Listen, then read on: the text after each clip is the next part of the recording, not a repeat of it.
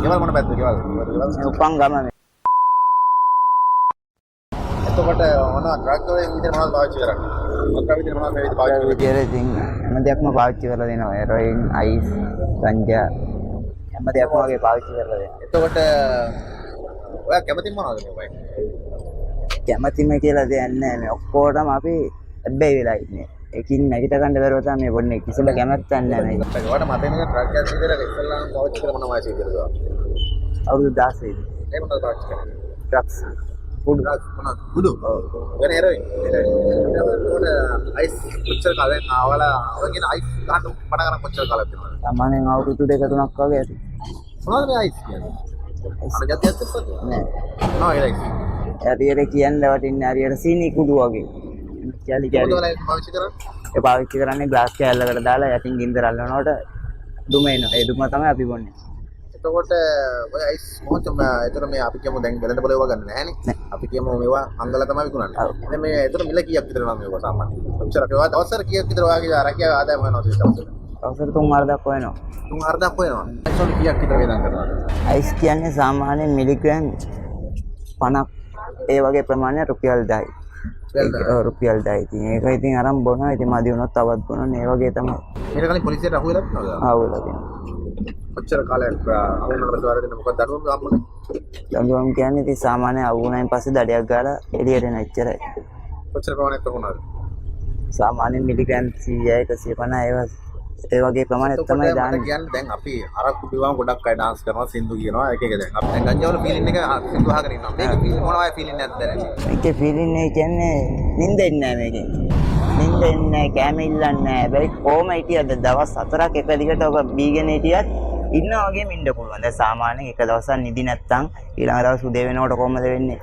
බලෙන් හරි අපි ඇස් දෙක වෙලා කඩාගෙන වැටෙන්න තමයි බලන්නේ. මේ බීම බිවන එක දිගට බීන් හිටියත් දවස් 4ක් 5ක් වුණත් කමන්නේ එම් ඉන්න පුළුවන්. ඒ කියන්නේ ඔයාලට වැඩ කරන්න පුළුවන් දිගටම වැඩ කරන්න පුළුවන්.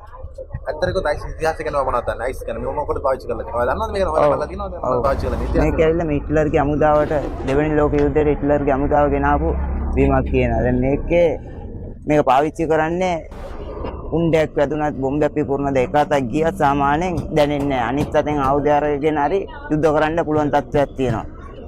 දැන් ඒකම එෆෙක්ට් වෙලා ඒගොල්ලන්ගේ නායකවරුන්ම ඒගොල්ලන් මරන්න ගත්ත ලෝකෙන්. ඒක නිසා තමයි හිට්ලර්ගේ හමුදාව බිඳ වැටුණා කියලා තමයි ඔක අයින් කරයි කියලා තමයි මං ඉගෙන ගත්ත විදිහට ඔක දැනුමක් තියෙන්නේ. ඒක ජීවිත රයිස් හොඳයිද? හරියන්නේ හරියන්නේ නැහැ. ඒක දැන් අපි ජනප්‍රවාදයේ කතාවක් තියෙනවානේ. දැන් මට දැන් තමයි මේක මතක් වුනේ. දැන කිව්වොත් කොහමද? ඔය තියෙන්නේ හතරම. නොදැන කිව්වොත් හතරම කියලා. දැන් ඔයාලා දන්නවා අයිස් දෙවුවාම හතරම වෙනවා කියලා. දැනගෙනත් ඇයි හතරම වෙන්න හදන්නේ? අත ඒකයි මම මේ ලස්සනම කිව්වේ. ඕකෙන් අපිට සැපක් නෙමෙයි තියෙන්නේ. ඕකේ හැබැයි වුණායින් පස්සේ ශරීරයට අමාරුවක් තියෙන්නේ. ඒ අමාරුවට තමයි අපි ආයි ඕක ගන්න මිසක් සැපක් නෙමෙයි. ඒකට ස්පූර්ති කරේ. එම පුරුදු කරයි කියලා කියන්න කවුරුත් නැහැ. දැන් 4-5 දිනක් එකතු වෙලා සැපක් ගන්නකොට තව එක්කෙනෙක් ඇවිල්ලාගෙන අලුත් දෙයක් ඇවිල්ලා තියෙනවා. ඒ අලුත් දෙයක් කියනකොට අපි ඒක කරලා බලන්න තමයි ආසාව වෙන්නේ. එහෙනම් ඒ දේ ගැන අපි දන්නේ නැහනේ. අලුත් නේ ඒක කොහොමද? අලුත් ඒවා පුරුදෙන් ආසයි. ආසයි. කුතුහලයක් තිබ්බා ඒකට ගාලා බැලුවා. හරි. දැන් ගොඩක් අය මේ කුතුහලේ ඉඳලා අතරමං වෙලා තියෙනවා. ඒ හින්දා මට කියන්න තියෙන්නේ මේක අලුත් අය පොඩි අය ඉන්නවා, පොඩි අය ලොකු වෙනවා. මෙයා පොඩි අයට කියන්න තියෙන ඔයාලට කියන්න තියෙන මොකද්ද? පොඩි අය මොකද්ද මේක ගහලා අතරමං වෙමුද නැත්නම් ඔයාලා දෙන පොඩි අයට කියන්න තියෙන මොකද්ද? මම නම් කියන්නේ අපි නම් ඉගෙනගෙන තියෙනවා. අපි නම් දැනුවත්කමින් ඕක බොන්නේ. තේන දැන් එන සමාජයේ ඕක දන්නේ නැතුව බොන්නේ. දැන් එන සමාජයට කියන්න තියෙන්නේ අයිස් බොන කෙනා ජීවත් වෙන්න වැඩි කාලයක්. හෙරොයින් පාවිච්චි කරන කෙනා හරි ඒක පාවිච්චි කරගෙන හිටියත් හරි ජීවතුන් අතර ඉඳේ. මේක පාවිච්චි කරන කෙනා ඉන්නේ නැහැ ජීවතුන් අතර. ඒක බීගෙන හිටියත් නොබී හිටියත් ඕක ශරීරයකට එෆෙක්ට් වුණායින් පස්සේ ජීවත් වෙන්න අමාරුයි. ඒ කියන්නේ මේ ඔයාලට තමන්ට තමන් ගැනම කලකිරීමක් ඇති වෙලා තියෙනවා. අනිවාර්යෙන්. මේ තමන් ගැන කලකිරීමක් ඇති වෙනවා. අනිවාර්යෙන් ඇති වෙනවා. ඒ හින්දා මේ වෙනුවෙන් ක්‍රියා කරන පිරිසක් ඉන්නවානේ. දැන් ඔය හැංගිලා කරන වැඩන්නේ මේක. මේ හැංගිලා කොහොමද සාමාන්‍ය කඩේ මේක ගන්න නැහැ, පුස්තිතිවල ගන්න නැහැ නේ මේ අය. ඉතින් මේ හැංගිලා තමයි බිස්නස් එක ගන්නවා. මේ බිස්නස් එක ගන්න අපි නැති කරන්නේ. ඔයාලට මේ බිස්නස් එක වෙනුවෙන් ක්‍රියා කරන විරුද්ධ ක්‍රියා කරන පිරිසක් ඉන්නවානේ. උදාහරණයක්. ඔව්. කියන්නේ දෙන්නේ මොකද්ද?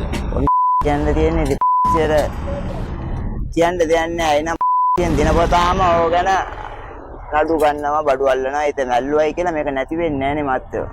නැති වෙනවා නම් කමන්නේ නැහැ. අපි දැනුවත් කිරීමක් කරාට.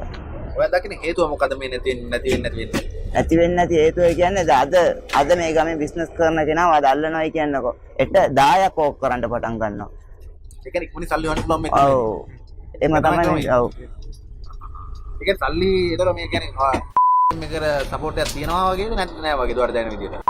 සපෝට් එක නැතුව කරන්න බෑනේ මත්තයෝ. හරි අපි හොයාගෙන යන්න මහදන්නේ මේකේ අතුලාන්තේ මොකක්ද මේ අයිස් ගන්නවා සමහර අතරමං එන මේක අතුලාන්තේ. ඒකත් මේකට සම්බන්ධ වෙන්න තමයි අපි හොයාගෙන ආවා මොකක්ද මේ සිද්ධිය කියලා. අන්තිම වශයෙන් මම කොහොමද බොහොම ස්තුතිවන්ත කරන සම්බන්ධයෙන් කරේ. ඔයා කියන්නේ අයිස් ගහන අයටයි අයිස් ගහන්න බලාපොරොත්තු වෙන අයටයි මේ නැති වෙලා ඉන්න අයටයි ඔක්කොටම ඔයා දෙන අන්තිම කතාව මොකක්ද මේකේ? මොනවා කිව්වත් වැඩක් නැහැ මත්තයෝ. දැන් එන සමාජය ඉන්න සමාජය කියලා ආන කෙනෙක් නැහැ. මට්ටු වෙලා තමයි කවුරුත් නැගිටින්නේ. තේරුණාද? දැන් අපිත් ඔය රටට ආවේ දැන් ඔය ගැන තේරුමක් කර ඇති වෙන්නේ ඔකේ මට්ටු වෙච්ච නිසා කවුරුත් කියපු කතා නෙමෙයි. ඒ නිසා සමාජයට කියන්න තියෙන එච්චරයි.